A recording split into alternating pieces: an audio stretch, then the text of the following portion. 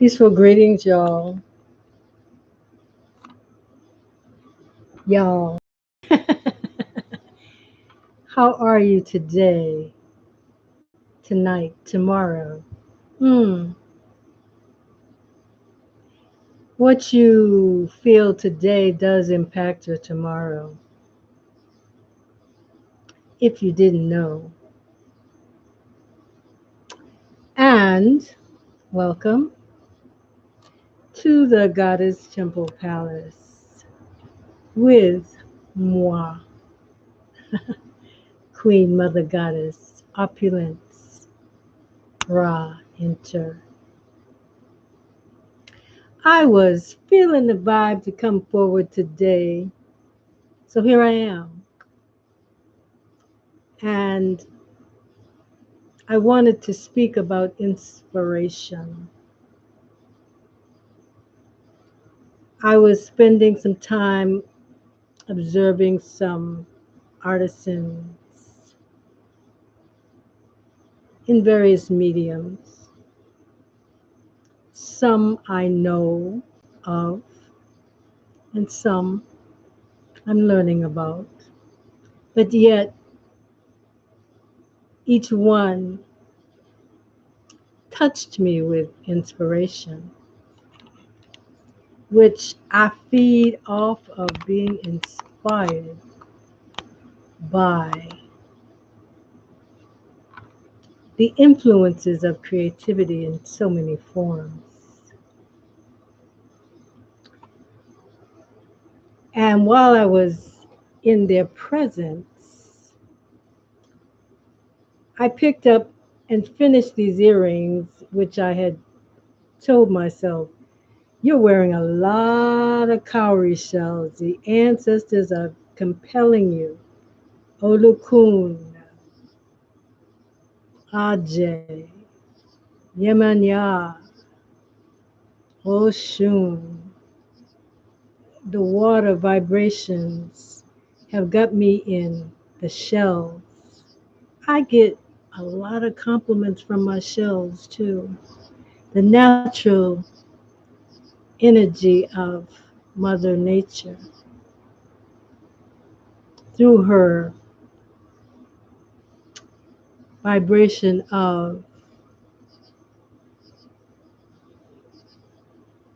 the shells, the cowrie shells. And you had a dream about Oshun. Tell me about your dream. Maybe I'll even help you interpret it if you need a little assistance, since you are here. And I'm talking about inspiration. And the spiral represents the goddess, and the shell, the front of the shell represents the yoni, and the back, which I just happen to have, the back represents the phallic symbol. Yeah, this is an unusual depiction. And this piece is waiting for me to be inspired to do something with her.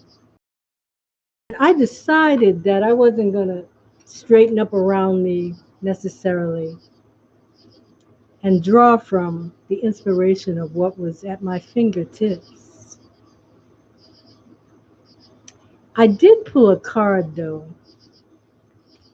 and from the goddess deck. And Bridget came forward. Now, Bridget is depicted in this way, the goddess Bridget, as inspiration. And I thought it was very appropriate. Well, that's how cards can be, that it came up as I was being inspired in a very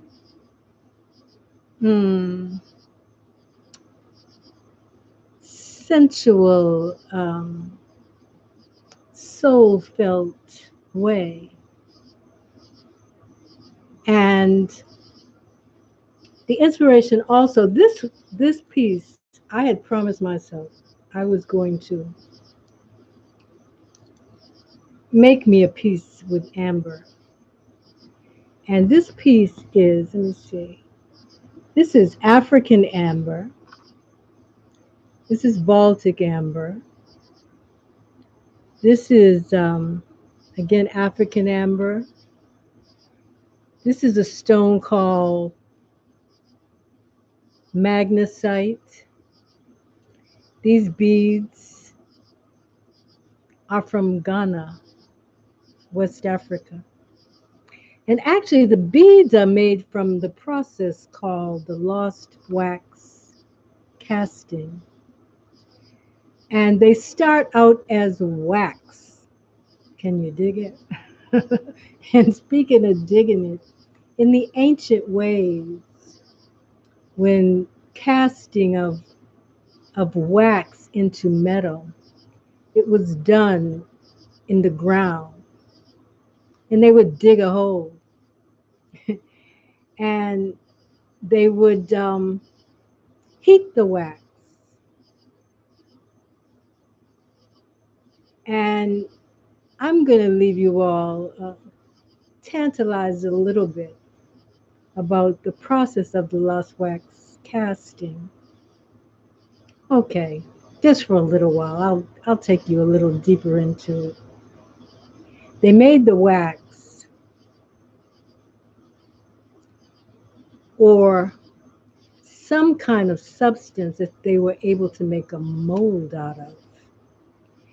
I'm feeling the spirit of it, the inspiration of it. And they would make a mold like a cast.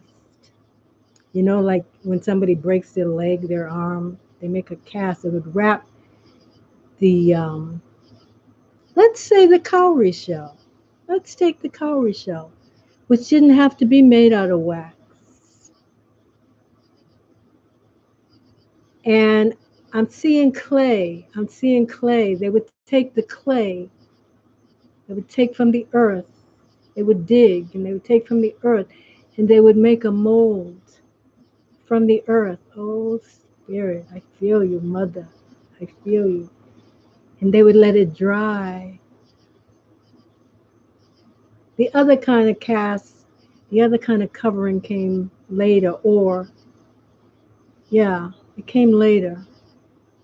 Came later. The clay was the covering. And someone listened to the whisperings of spirit and of the First Mother, whispering in their ears. And they learned how to heat the metal. Now, how did they find the metal? Okay, they were guided. I will save that for another time. And they would leave a hole in the clay um, casting, the clay mold. And once the metal, such as sterling, brass, copper, and gold was very plentiful at that time. You ever hear the story that the streets in heaven are paved in gold? It was kind of like that. It was abundant. And they, wow, they would pour or allow the heated metal, because maybe they weren't pouring it. Maybe they had rigged up something, created something that allowed the dripping metal to go into the clay. Mm. And then they were guided to go to sleep afterwards, because it had been a long day of this discovery. And someone's coming in, so I may take a pause. And they,